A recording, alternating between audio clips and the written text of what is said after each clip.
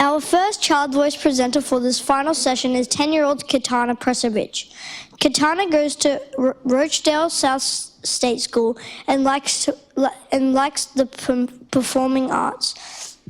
She plays violin, saxophone, and is a student counselor and eco ranger at her school. She also has an interest in human rights and specifically for children, which is why she entered the Childhood Summit. Katana loves that the summit has been a way to spread the world about the secret lives of children and what happens in children's daily lives. So many things that grown-ups don't know. Something Katana has been noticing that many parents are obviously to neurodiversity in kids and their psychological challenges, which is why she wants to speak today. Please welcome our next concerned community citizen, Katana Presevic. I'm going to get a drink. I'm getting a drink right now. Okay.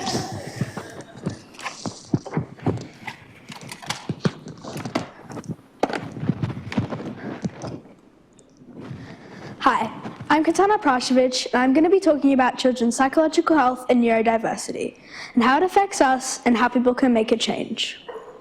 One main thing is how schools don't handle it well enough. Sure, they have people to help, but that sometimes doesn't make it any easier.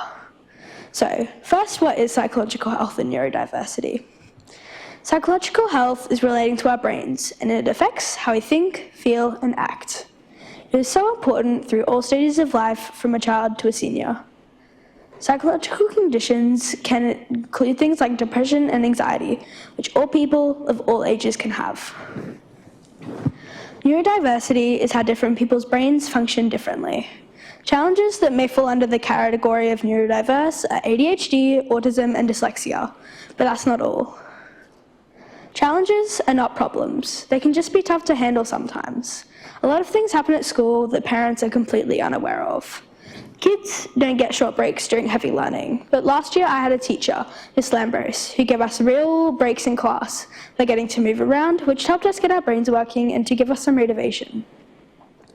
Not many teachers do that, but it is so important and should just happen all the time. The first thing I'd like to mention is that brain breaks should be more common. Taking a minute to have a break is important, and fresh air can help too. Moving is important to our psychological health because it can help with feelings of anxiety. Mrs. Lambros also let us have walks when we were feeling stressed, or because sometimes children with ADHD or autism can have things like tantrums. Kids are also constantly compared to at school and made to feel bad about themselves and how they are performing. A lot of teachers think that children with challenges won't perform well and are unable to do certain activities, and are shocked when a student with challenges does well. Children are also pressured to do well, and not just at school, but at home too. Parents think they know their child, but sometimes they don't. Children are always trying their best to do well, to make their parents and teachers proud, but kids use so much energy on those things and feel bad when they don't meet the expectation. They feel bad because their parents might say that they aren't trying their best and need to try harder. Even if they have so many extra things in school, they're expected to do well at all of them. This can promote things like burnouts and making kids feel like they aren't worth it. Parents also think that having a challenge is a problem, but it's not. It's not a burden, it's not a boulder in the way, sometimes it's just a challenge.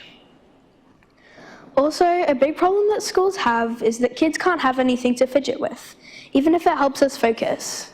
Schools think it's just a distraction, but it's not. Parents also tend to not believe that their child could have a challenge and refuse to believe so. Parents need to recognize that fidgeting can help kids be calm and focus, and even if students have a diagnosis, they aren't allowed to fidget in class. So, what should we do for all this? Of course, schools should have better systems in place to help children with challenges and letting students fidget or take a quick break.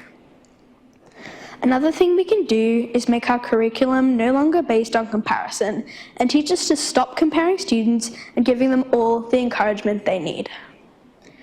Another thing I would like to see happen is more education about challenges and teaching kids what it means, how to bring it up or talk about it. This education is important because a lot of kids associate these challenges with bad things, and what I hate is defining it as the word special. Something included in this education is letting kids know that fidgeting can help, because students are alarmingly unaware of this. I've brought something in to fidget with because it can help me focus, but soon I saw kids bringing in things like blue tack, rubber bands, things that look like slime. I had to stop bringing things in because other people would make them bend and I wouldn't be able to anymore. This is why this education is essential, and things to help us focus shouldn't just be seen as a distracting toy. You're probably thinking, teachers don't know the difference between whether they're fidgeting or if they're just playing with it. But there is a big difference. When they're fidgeting, they are both focused on their task and the item. But when they're just playing with it, they're completely focused on the item and playing with it. Another thing to ensure that parents make their kids feel accepted if they have a challenge or even if fidgeting helps them. I think that there must be a change in one extremely important thing. The challenges are not a problem. We need to disassociate bad words like illness, disorder, and others from challenges. This way kids don't feel ashamed. You may have noticed I haven't said the words mental health this whole time, and here's why. The word mental can be associated with words like crazy, mad, or uncontrolled, and I want to change that so we can feel comfortable talking about it. You can also educate your kids about challenges by talking to them what it looks like, how to handle it, and how to talk about it. I'm Katana. I hope you've taken some of my opinions into consideration, and have a great day.